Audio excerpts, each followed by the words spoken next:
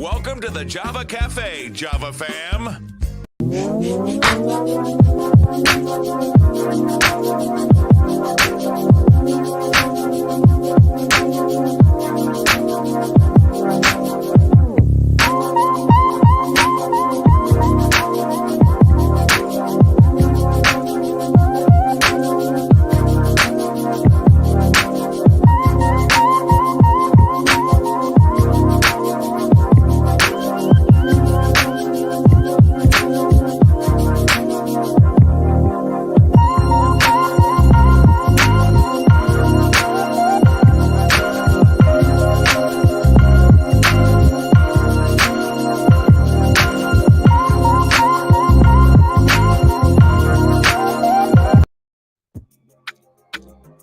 Good morning.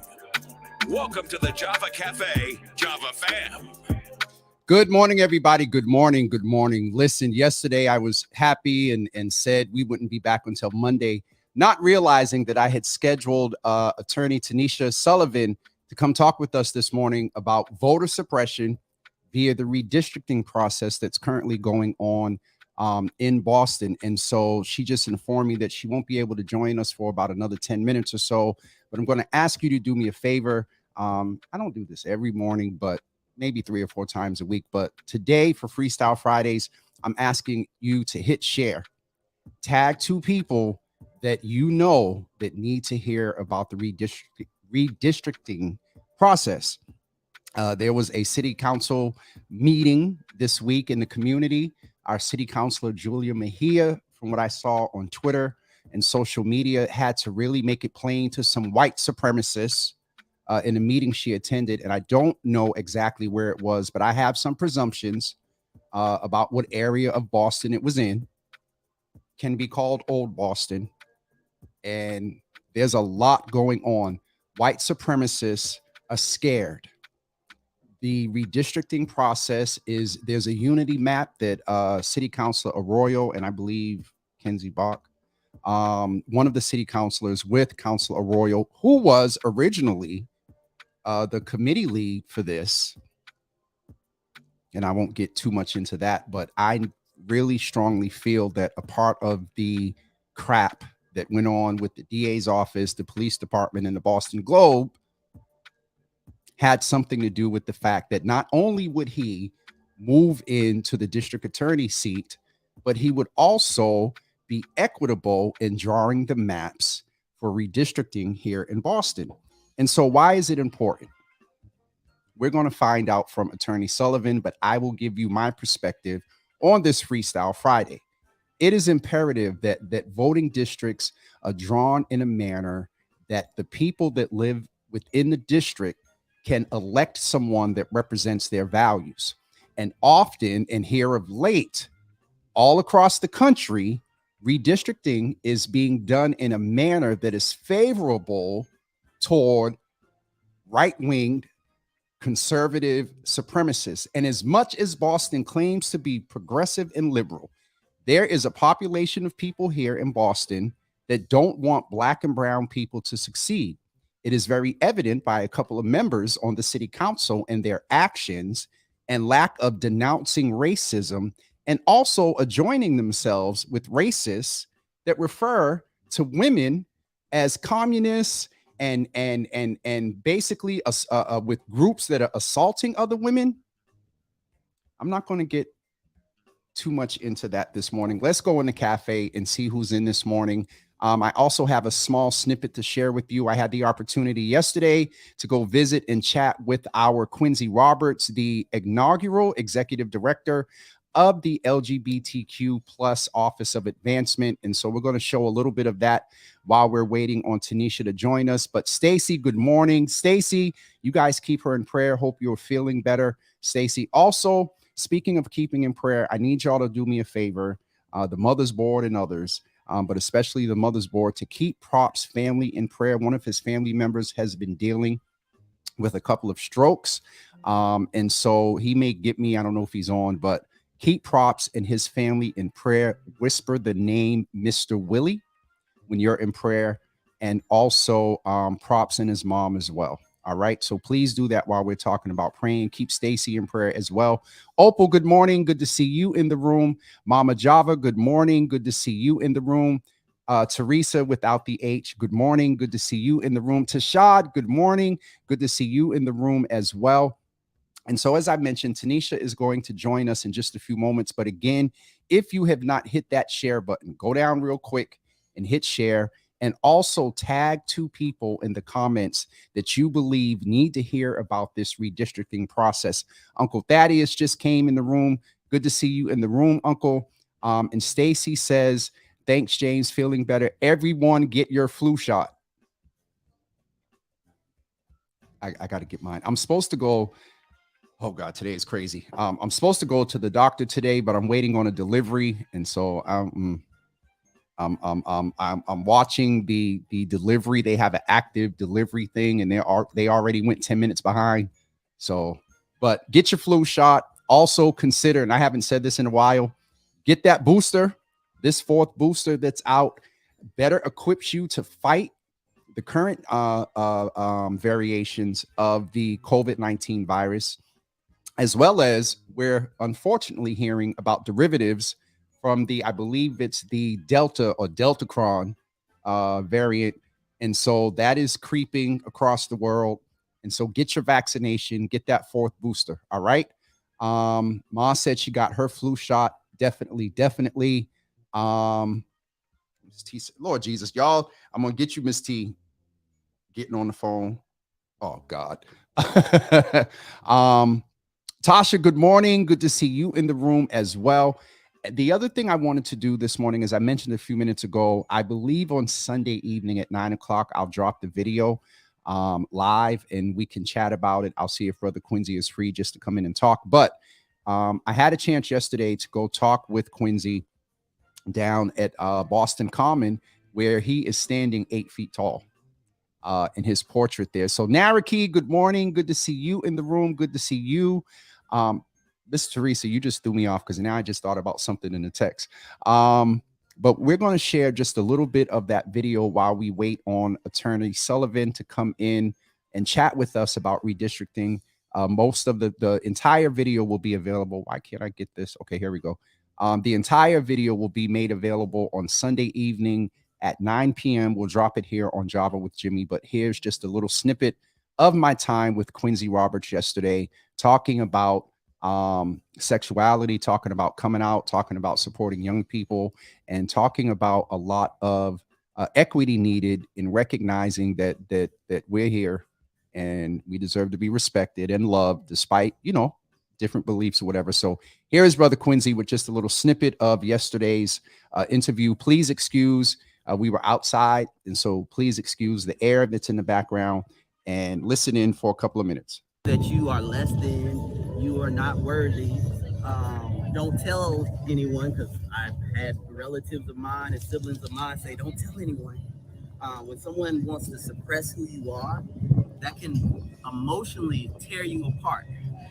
So for this exhibit and for my photo and everyone else's photo, when young people see this, that gives them permission to be different, to be queer, be that black sheep or the pink sheep of the family. The pink sheep. I like to call it pink. We're about to do the reveal for those that haven't seen yours yet, and so come on and walk over. All right. So if you haven't seen it, like I said, bright and flashy, and here we are, Horses of Pride. Very proud of it.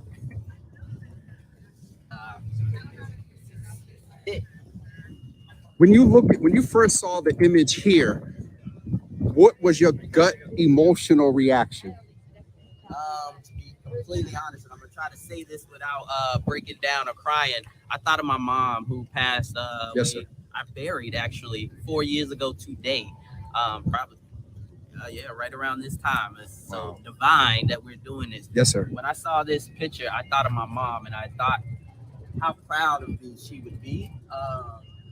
Yeah, that's what I thought of. I thought of her. I look just like her. Give me 3 words that describe, if you were to walk up and know this is not you, what does this image say to you? 3 words. Fearless, bold, purpose. Fearless, bold, and purpose. Those are the three words that I would use if I didn't know this gentleman and I just walked up and about it. No, you would probably say, "Oh, that's a good-looking brother." I would say that too. Like his skin look good. He drinks a lot of water. And minds his business. And minds his business, absolutely. But yeah, I would definitely say fearless. Because everyone who knows me personally knows that I love to smile. It took me a long time to find that smile, so I like to smile a lot and show those teeth. But for this one, and the creative director is right behind you, I'm gonna let him explain why he chose this picture because I didn't know he was gonna choose this one. But when I saw the one he chose, I was like, okay, I can get with that because that's a different side of me. It shows a little bit of my seriousness. Come on in here. It shows a little You're bit. saying creative director. You should have just said Gene, and I would have been okay. Gene, What's up, brother? Director. How are you? I'm well. How are you? I am good. I am good. Introduce So, yourself to Java with Jimmy. Well, my name is Jean Dolan, and I am the creative director and curator for Portraits of Pride. It's been fun working on it. Now that it's done, it's been fun. now that it's done. Yeah. Now, when you say creative director, you're not the photographer, right? No. Okay. No. You commissioned sort of this project.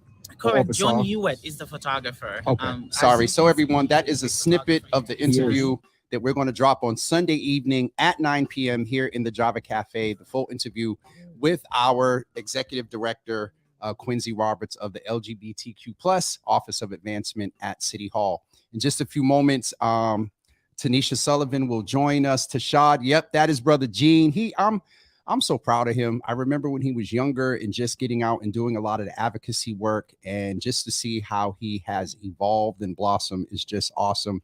Daryl from Tennessee, good morning, sir. Good to see you in the room. Teresa, yeah, Quincy is always sharp. He gets it. He definitely gets it when it comes to fashion. Naraki, she is sweet. I wish she was on today so I could talk trash, but that is my sister, a diva, a queen that is doing it. I might clip this so she knows that I'm always talking well about her. Miss Teresa, you're good. I checked it. The only thing is it doesn't match the current wall color, so I'm gonna have to hold it until I move. But you're bad, terrible. Marie, good morning. Good to see you in the room. It is so interesting that you're in the room today because we're having a conversation about Boston politics and the redistricting process and them redrawing the maps. And so I know you like to keep up with what's going on in Boston. So you're definitely tuned in on a most apropos day. The other thing I wanted to remind everyone about, and let me get this queued up here. I really need like a whole production assistant here. I wanted to mention to you that tomorrow we will be with Brother Kurt Faustin at the Dropout Summit that's taking place at the Convention Center. And so here's just a little snippet of that. I need to figure out how to get it. I will put the comments. I will put the link in the comments. Just give me 1 second to again get everything queued up here. Hold on. Where we at? But while I'm getting those, there we go. Let me get the video up for you, and I will put that link in the comments. There is still an opportunity to register. And here we go with your information about the Dropout Summit on tomorrow.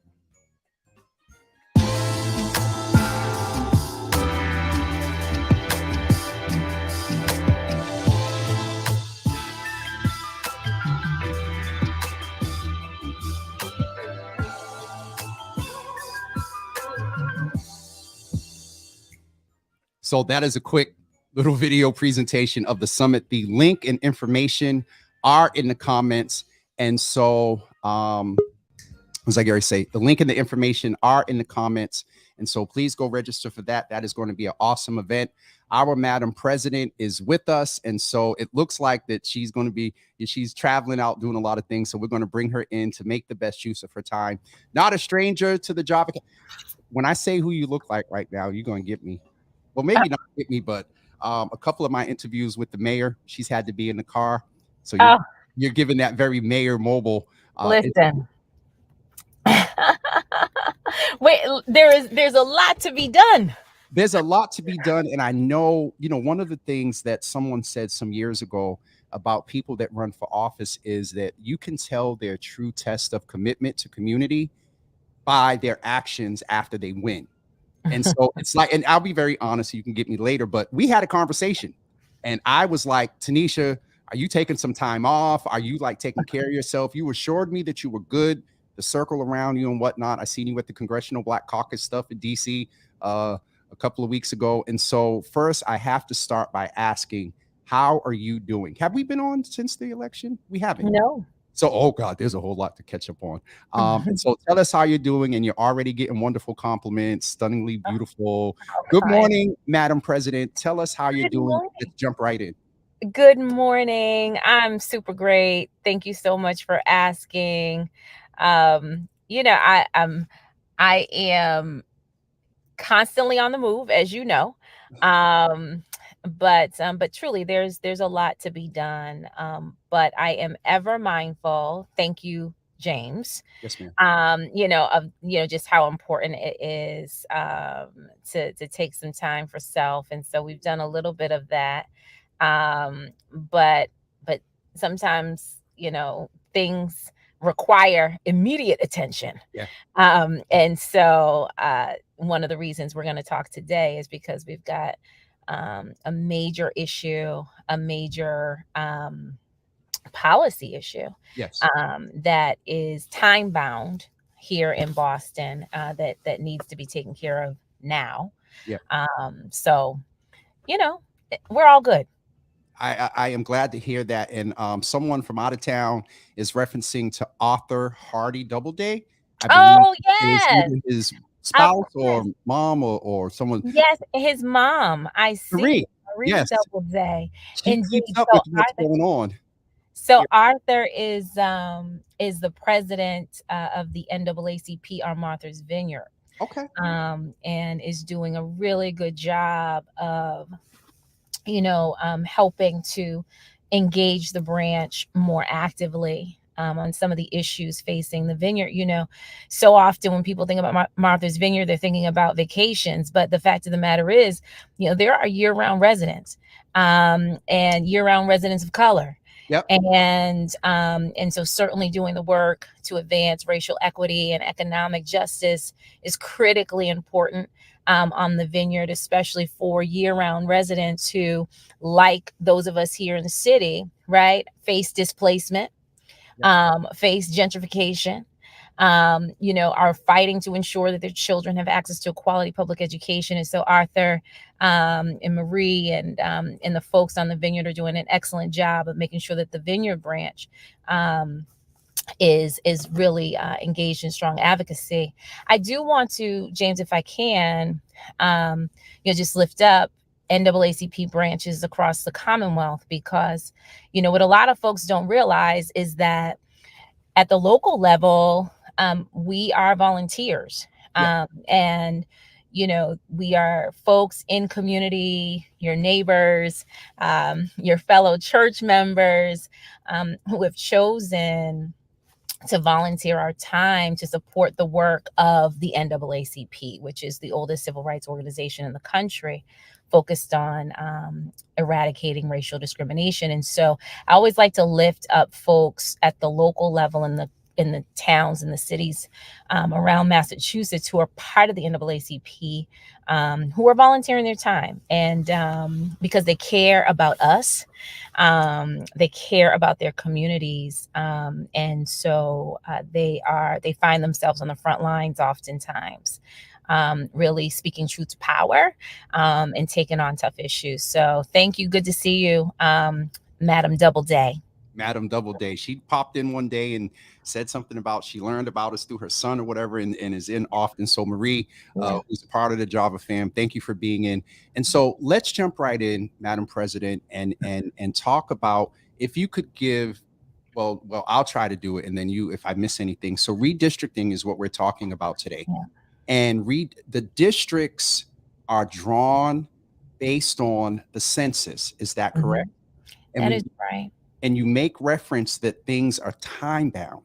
And so the last time there was a redistricting process was 10 years ago. Correct. So we were locked into that, those districts for 10 years. Mm-hmm. And so we just had a census. Mm-hmm. We understand that there's another sort of sidebar to this, that I believe Mayor Wu has filed a case to talk about the numbers, because there was a big amount of, I believe, college students that weren't accounted for. We have to also understand that the census lends to federal line items when it comes to local support from the federal government. But the other thing is the census uh, um, influences the maps. And so just for 10 years, to get an early message out now, when we get ready to do the census again, get ready to do it, because it's important. Yeah. And so as a result of the census, the federal government sends information back to the states and the local municipalities, and then they do what? Great. So the census does happen by virtue of our Constitution. Happens every 10 years. Um, every 10 years, people across the country are counted. And yes, James, to your point, census numbers are used for federal funding. They are used to help determine when schools are going to be built, where schools are going to be built, or libraries or hospitals. They're used for development to determine kind of, where development might sprout up, right? The census does tie to dollars, but yes, the census also ties to voting rights and representation. So when you think about at the federal level, every state has the same number of senators, 2, but every state is apportioned representatives, right, based on their population. Okay. And so that's why some states might have more congressional representation in numbers than others because of the number of people they have. Okay. And so that trickles down to the state level. So we also will draw state district lines to determine, which communities are part of which state legislative districts, state representatives, state senators. Many people might remember, if you're in Boston, we have the new Second Suffolk district, right? Where the lines are different now than what they were 10 years ago. Okay, so Second Suffolk is where Senator Sonia Chang Diaz currently sits, but where Representative Liz Miranda will, take on. But they're new lines. Those new lines were drawn in response to the census count. Okay, so we do the same at the city level. We have 9 districts, 9 district city councilors, and 4 at-large councilors in Boston. So those 9 district lines will have to shift based on, or be reviewed and potentially shifted based on the census report we received back from the federal government. Okay. So a couple of things to note on undercounts, James. Every census. What is an undercount?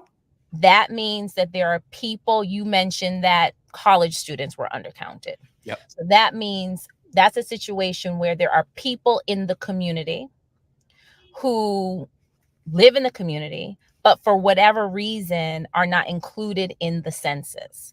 Many of us, we all receive a notification about census. We get it in the mail. Some of us will get knocks on our door. That's when the people come around and they ask you the questions about who's living here. Okay. Right. Okay. And, and some people don't respond to those questions. Yep. Okay. For some very valid reasons. Okay. And that is one reason for undercounts. Okay. Every 10 years, the federal government will start by saying, want to let you know there's going to be an undercount. And that is true, because every 10 years, there is almost always an undercount. There are always people who are not counted, which is why the campaigns usually say, be counted, complete your census. Yep. Okay. This year is really important to highlight because nationally, there is an increase in the undercount of Black people in the United States of America. Okay. It is about, it's about 3-ish percentage points higher than what we would have anticipated. Okay. And in Boston, it is estimated that the undercount could be upwards of 6%. Okay. Okay. For So, Black people. yep. Just for Black people, not So the we old. know correct. We Wow. know nationally, Black people are the largest undercounted demographic in this decennial census. Okay. In addition to your point, in Boston, in addition to the undercounting, higher rates of undercounting of Black folks, we're talking about undercount of college students as well, in other communities of color. Keep in mind, the census count took place during COVID. So here we have knocks on doors during COVID. Folks weren't opening their doors. Here we have college students needing to be counted. They weren't transient. Yep. Yep. Okay. So all of that to say, to keep in the back of your mind, there is an undercount. Okay. Nevertheless, we need to do redistricting. Here in Boston, we have, and you all know this, we had in the last 10 years a significant increase on the seaport and the number of people living on the seaport. Y'all remember, those of us who've been in Boston for generations, for decades, you remember what the seaport used to look like. It was just parking lots. Mm-hmm. Okay. Even 5 years ago. Right. Lots and a couple of nice places to eat. Yes. Anthony's Pier 4 was like the only place, and you only went there on like terrible. Go ahead. Right. No name seafood. No name. Right. Taking it way back. Okay. Now, and I'm looking because I'm actually down in the seaport area now. Like, you can't see to the ocean because there are so many buildings. Okay. So there's been an increase in the district covering this area of about 13,000 people. Okay. And so each district is supposed to have roughly the same number of people, around 75,000 people. Okay.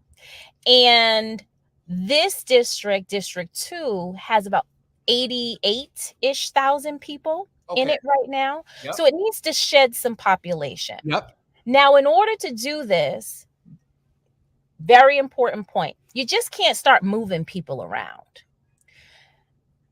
Redistricting is subject to the Voting Rights Act of 1965. Okay. It is, redistricting is part of, is an important part of ensuring that people have access to the ballot box. Okay. Now, the Voting Rights Act is a major piece of civil rights legislation that helps to ensure that racial, and this is the language, racial and language minority groups. So we're talking about, and I cringe when I say the word, I do, but because it's more specific than people of color. That's why I'm used right as defined by the Voting Rights Act. So we're talking about Black, Latinx, Black, Asian, Native American, Indigenous, and for the purposes of redistricting, the Latino or Hispanic community. Okay. Very specific. And then language minority groups, and they are defined in the legislation. Okay. Let's just also name that Voting Rights Act is also something we need to pay attention to on a national level as well. And it's a very important point, James, because the Voting Rights Act is under attack. Okay. The Supreme Court over the last 5 to 10 years has chipped away at the Voting Rights Act. Right. Section 5, which is a protection clause for against discrimination, and also Section 2. And Section 2 is the section that pertains to redistricting. Okay, so that is important to know. For the purposes of Boston, folks need to know that District 2 has about 13,000 more people in it. Then, and it needs to shed that population into surrounding districts. Okay. But we can't just say, oh, we'll take this and we'll take that and we'll just move them. It has to be done in accordance with the Voting Rights Act. And it also has to be done in accordance with the 14th Amendment of the Constitution, which is an equal protection provision. And it has to be done in accordance with the city charter. Okay. And so there are a number of, call it rules of engagement that apply, that make this process really complex and really hard. And here in Boston, we know it can also evoke a lot of emotion because we have attachments, And so it's a process that we must do. It's a process that is political, is a process that can be emotional. It's a process because we're talking about the Voting Rights Act that can bring about a lot of racial tension. Okay. Not just in Boston, across the country. Okay. I see that. That's a nice comment. So right now here in Boston, what's happening is our city council is engaged in the redistricting process. We started redistricting for city council in 1983, I believe it was, in Boston when we first got district councilors. Prior to that, we had only at large. Which was, yeah. Okay. 19, right. Okay. And so we're engaged in that process right now. We are historically, there's been community engagement. Many of our organizations have come together cycle after cycle in coalition to, support different plans for redistricting. This cycle is no different. There are organizations, including the NAACP, the Urban League, Mass Vote, Chinese Progressive Association, New England United for Justice, Boston Jobs Coalition. A number of organizations have come together, and individual community members have come together to offer up suggestions, recommendations on a map. The map that we are supporting we call it the Unity Map. Yep. Because what it has done is it's taken input from, maps that city councilors have already filed, a little bit from this map, a little bit from that map.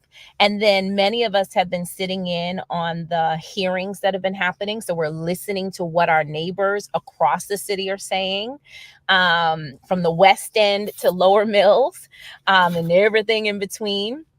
And so we came up with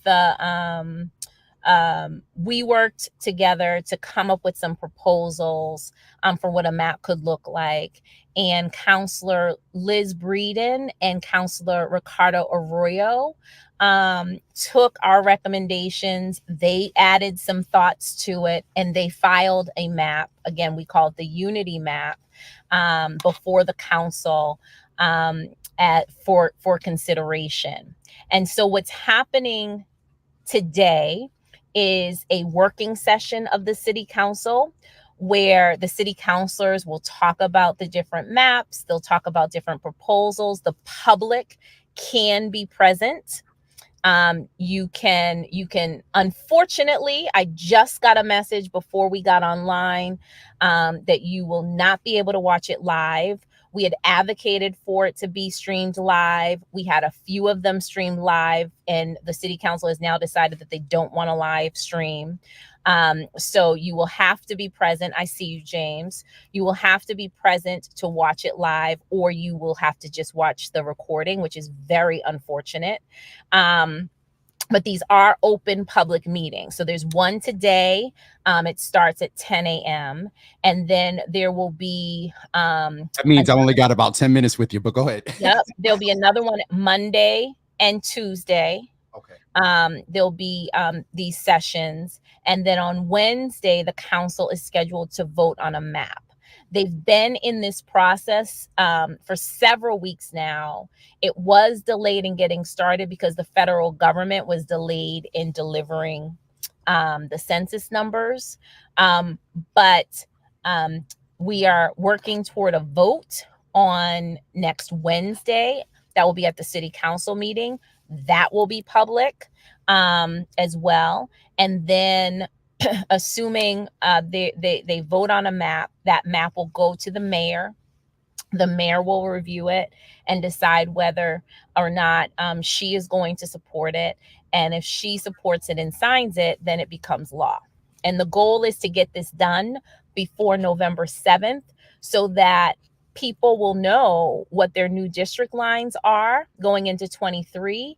And the reason that's important, 23, 23. Not for this election. Correct. Okay. For 23. Okay. And the reason that's important is because next year is a city council election year. And so we want to make sure that people know who's eligible to run for office in which district. What district? Come. Okay. I'm currently in District 4, but go ahead. So you're currently, what's your ward and precinct? 12. Oh, Jesus, not 12. 17. I always go in and look at the thing. I know where I vote, but to say if terrible. It's okay. I think it's so 17. Let me tell you, it's okay. It's hard to know these wards and precincts, and the only reason you would know them, right, is when you're going to vote. Basically. Or if you're going to a ward committee. Yep. So so it is all good. I only asked because I was gonna see if I knew where it was on the map. In the current or this upcoming one? In the proposal. I voted to Mildred. Okay. Which is a mixture because Yep, it is.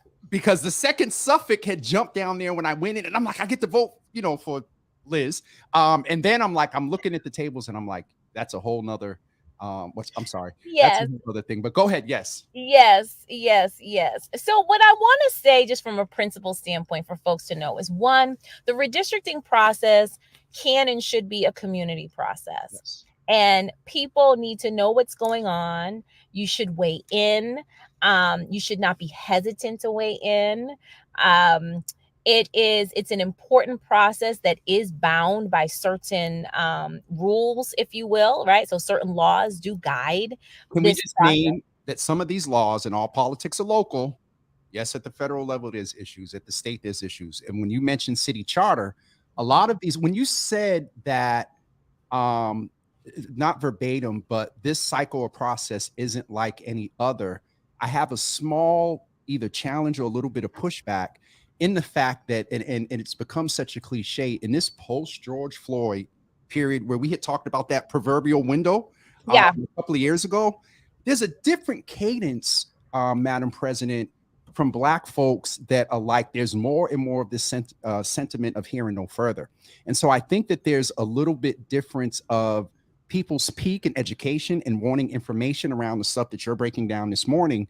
But also, I believe Black folks are like, it's time. It's time. And so I only say that I think is a little bit of a difference because it seems like there is more awareness. And I know awareness needs to change to the other A word, action. But I just, I think we have a good opportunity, as you say, weigh in. And so I just I think that's important. And one of the things we did during this process, like we've held some community meetings, and because since census and redistricting happens, it doesn't happen every year, right? These are the windows, so you gotta you miss it, and then another window, Jesus. And so you definitely want to engage. And so we've done some community meetings, and people are like, well, how come we don't know about this? How come we're just hearing this? What can we do? How can we engage? And one of the things that I think is critically important, to your point, James, is that we are really creating more opportunities to help educate our communities and our neighbors on how government works. Because for many of us, civics was taken out of the classroom, so folks don't know. you're not learning it in school. And and dinner tables aren't dinner tables anymore, right? Like, Like they used to be. You're right. you know what I mean? Yep.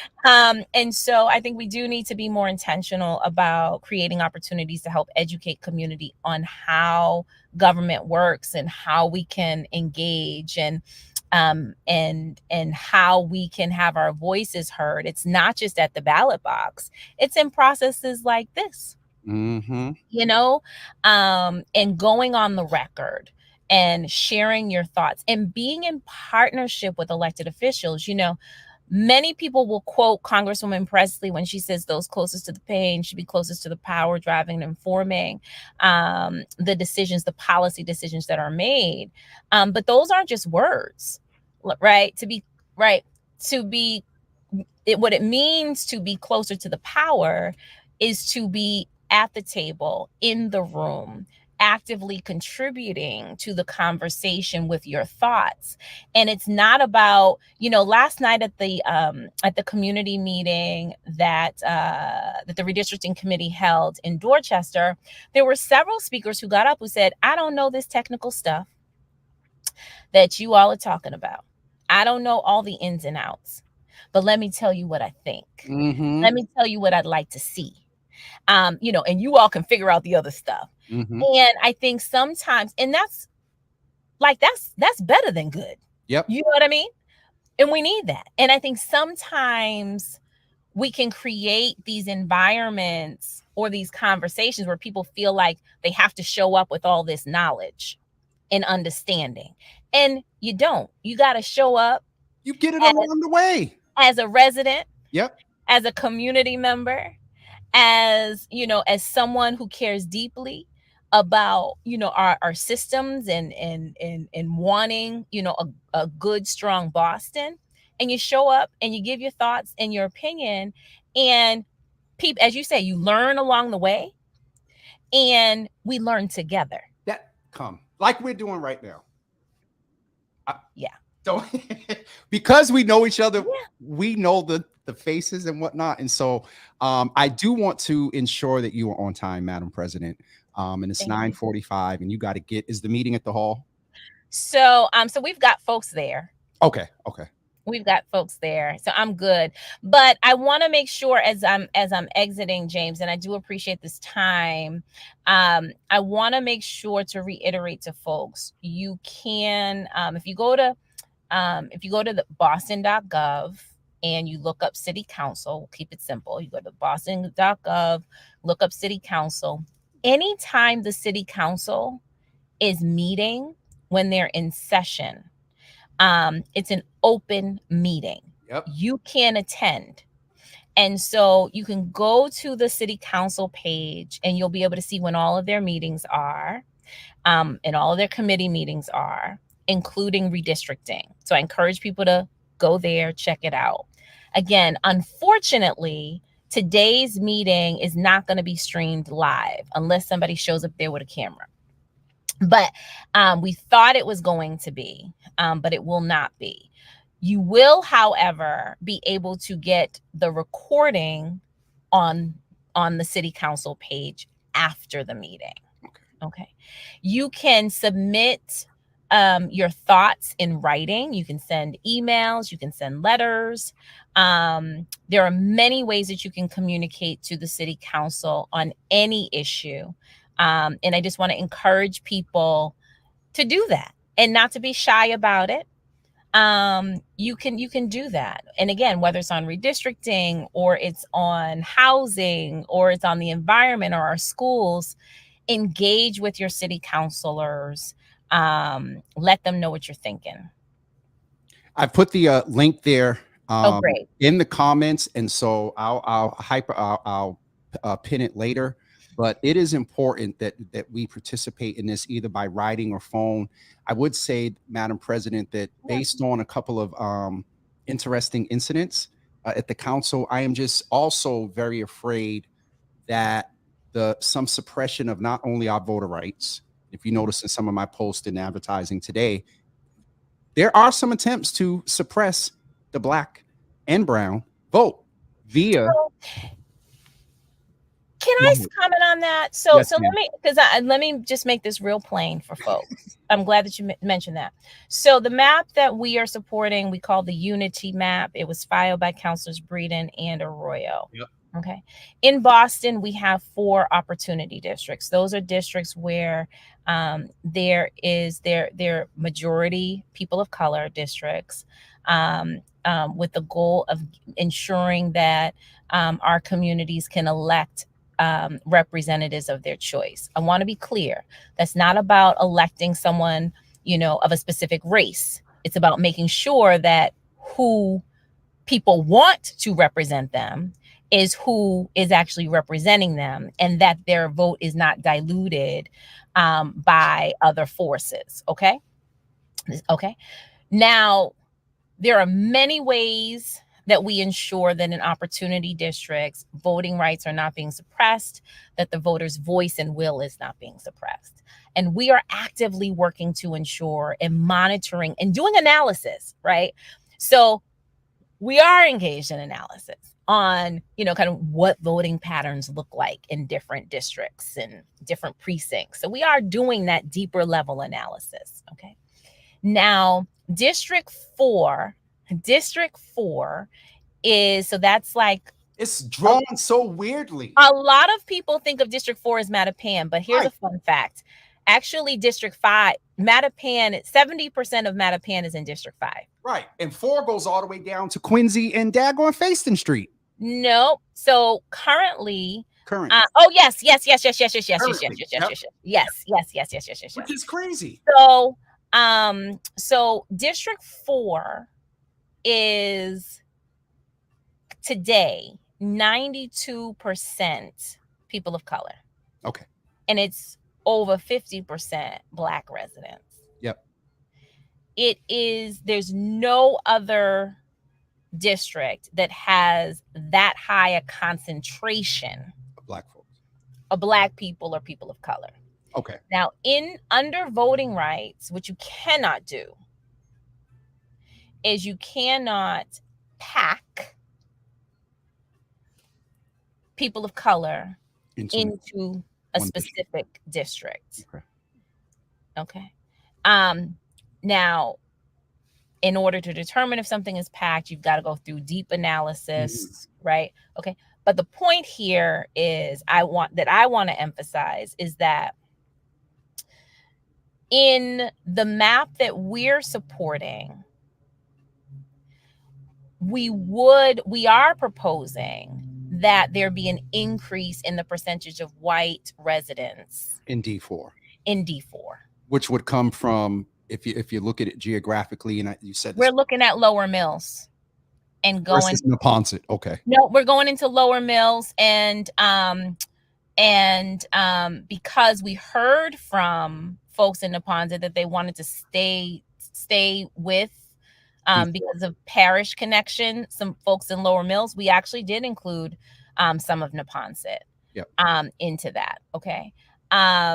So I do want to highlight that, but I also want to highlight that we've done that with an understanding that District 4 is an opportunity district. Okay. And, and so it remains 85% people of color. Okay. Okay. I think 49%, 49.3 or 49.8%. I'm mad that you're down to 0.3, but go ahead. But I just want to, I'm trying to recall, my point here is that because people may hear this along the way, oh my goodness, what's happened? I want to let folks know that what we're talking about is, yes, a more diverse district. Yep. By increasing the percentage of white residents by 6%. Okay. Okay. What? It's the follow-up face after, because did I do only that? by 6%. You did. I think sometimes when you and I make it on here, we go too deep, and then it seems like you and I are on a call, just you and I. And so you gave that look like 6%. And so at some point, I just want to make sure, because it can be people will hear different things, and I want to interpret them differently. interpret them differently. And I'm always trying to get to the data. Like, I'm gonna give you the numbers. Yep. Okay. And so it is District 3 is an opportunity district. That's the district that Frank Baker has been in, okay, for 10 years.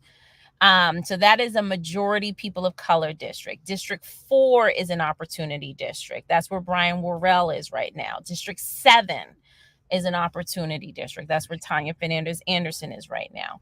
And District 5 is an opportunity district. That's where Ricardo Arroyo is right now. Okay, so those 4 are all opportunity districts.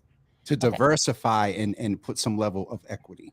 Well, to ensure, this is the piece I want to reiterate, to ensure that, and they are all majority people of color districts in terms of resident population, but the goal is to ensure that those folks living in those districts can elect a representative of their choosing. It does not say that they're electing a person of a specific race. Right. Which Okay. So I want to just be clear on that point. Now, they may or they may not. I mean, you look at District 3, and Frank Baker has been the city councilor there for 10 years. I didn't freeze. Oh. No, you didn't. So do you live in District 3? I live in District 4. Oh, okay. I was like, is that right? And I'll spare you some of my commentary, but when I made reference to voter suppression, I have observed some of the council meetings. I have observed some of the meetings that they've had in the community, and there just seems to be a cadence from some where it can be interpreted as you are concerned about your access, long-term, perpetuated access to power. And so that is where my concern is, that, the councilors vote in a manner that talks about diversity, that has to live up to everything that you named in the laws, but done in a manner where there is transparency and ensuring that they're not packed. And I guess right here in real time, being transparent, things have been packed so long against us that a little bit of packing, for example, the Senate Suffolk, based on census, but the second Suffolk, there was some intentionality in recognition that has a large population of Black people. And so, you would believe inadvertently that the number one population by experience, sometimes it could be by race and ethnicity, but values is where they lift up, that person that gets elected. But we also got to get more people to participate their values in the voting process. That's very true. Because no matter how the districts are drawn, because Boston is a majority people of color, there are opportunities, and the presumption, and I'm sorry, I'm on a horse. The presumption is that when you see people that share your experience, presumably often by race and ethnicity, but we know always that all skin don't mean kin, that there's more of a chance that there's alignment with values based on presumed life experience. And so that is just where having folks like you in the fight is definitely dope. But there's a little part of me that just is concerned about some of the cadence I've heard from some of these counselors in response to the desire to diversify and bring the maps into a manner that they are diverse and inclusive. So our redistricting process is led by our, by the city council. That's not the way it is all over the country. So there are communities that use what we call redistricting commissions. So they're independent, they're civilian led, they're community led. So you don't have this self-interest right? I mean, keeping it real, it's human self-interest. It is self-preservation of a seat and all that other stuff. Yeah. Involved in the process, right? So Mhm. it tries to neutralize the process in a way that really allows for communities to draw good maps Yep. that work for community, right? And that's what we've tried to do, you know, in the work that we've done, you know, and really, again, listening to different communities. I mean, we unite the Holy Name Rotary area, Through okay, in this. West Roxbury, because it was split between two districts, D6 and D5, right? So this isn't, I want to be clear, like, you know, we're thinking about the whole city That's right. with an understanding that our work, yes, is about equity and access and fairness and justice for all people. And you know, we believe that by focusing, if we're focusing on all, in the sense of trying to ensure that we all have access, then yes, we're going to be focused on communities of color. We're going to be focused on working class communities. We're going to be focused on vulnerable communities, because those are the communities that are historically left out and left behind. Yep. And so we are making sure that those voices and those perspectives are brought into the conversation, and that the conversations and the debates are not just focused on those who have and have historically had power. And so, yeah, it's going to look and feel different, you know, for folks. I'm hopeful and praying for the day when, you know, the work that we're doing, this type of work, is just part of our culture. It's Right. just what we do. You know? We're working toward that day. Yeah, We're not getting there there. yet, but we're working toward that day. Yep. But in the meantime, you know, I again, I want to encourage folks to get involved and get engaged, and not just when the issue is hot, but all the time. And then the last piece, as I get ready to jump, James, is this: look, we do not all have to be experts on everything, and we do not all have to be on all of the issues. Okay. That said, I think it is important that we all find something or some issue that we are focused on. That's right. Don't just be a sideline player here. Mm-hmm. You know, find something that you're interested in learning about, that you're interested in championing or advocating around, whether it's redistricting or it's housing or it's climate or it's education or it's jobs or the arts. Find something and, you know, learn about it, share your knowledge and experience on it in a way that helps to strengthen our city. Mm-hmm. That's what I want to encourage folks to do. I always appreciate, James, the opportunity to come in and to talk about the issues with you and to help educate and inform our community in a way that I hope spurs people to some form of positive, constructive action. Yes. Folks can, of course, reach us at the NAACP 617-427-9494. That's our phone number. You can also email us at info@bostonnaacp.org. I want to remind folks we are volunteers, so you know, so we are managing jobs and families and all the good stuff as well, and as James would say, some downtime when we can get it time. So please be patient. But if you want to reach out, feel free to do so. And I look forward to the next time we're together, sir. Yes, ma'am. Let me just correct this. 427. All right, there we go. There's the phone number, 494, and the website. Madam President, thank you so much for coming in and educating us on a Friday. We haven't done Freestyle Fridays in a while. And I'll be in touch, and let me know what I need to get out or whatever, and I'll make sure it gets out to the folks. Thank you. Have a wonderful weekend, you and everyone else. Please, I'll end on this note. Please take some time for yourself. I'm leaving Thursday. All right, with that being said, I'll talk to you later, Madam President. Thank you. Bye-bye. Listen, folks, please be sure to tag people, share this in groups. If you're a part of a civic group, share it in groups. If there's a hair club group that you're a part of, this information, the information about breast cancer, like this is the whole purpose and goal of this platform. Never, ever get it twisted. This, that, or this. Wonderful. But at the end of the day, information sharing, mobilization is our goal. And so keep that in mind. Please tag folks and share it in different pages and different rooms so folks have this information. Listen, we're going to get ready to go. I mean it this time that we won't be back on until Monday. Also, Tuesday, we will not be on until 10 a.m. All right. I don't know if I should tell y'all or just pop up in surprise.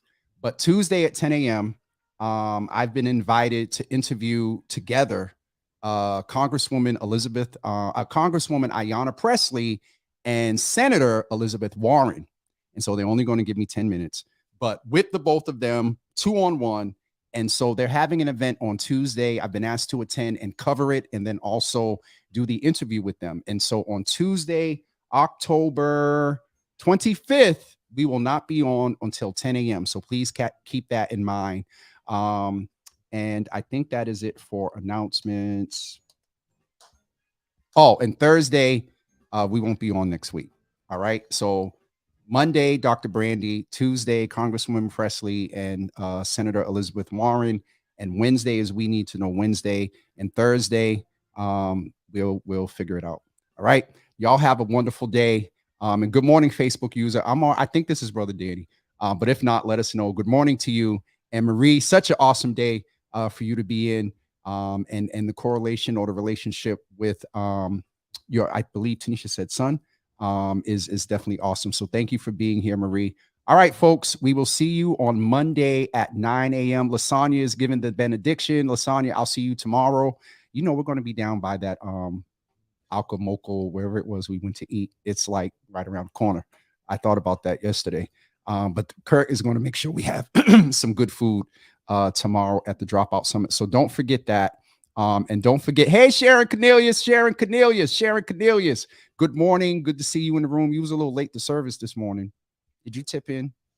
And are you sitting in the front or the back? All right, I'm getting off of here. Y'all have a great day, and we'll see you. I'm definitely going live tomorrow from the Dropout Summit. So another way to be sure you catch every live is when Facebook says, would you like to be notified when Java with Jimmy goes live? Hit yes, so you can get that notification. All right, folks, have a great day, and we'll see you tomorrow during the Dropout Summit. Peace.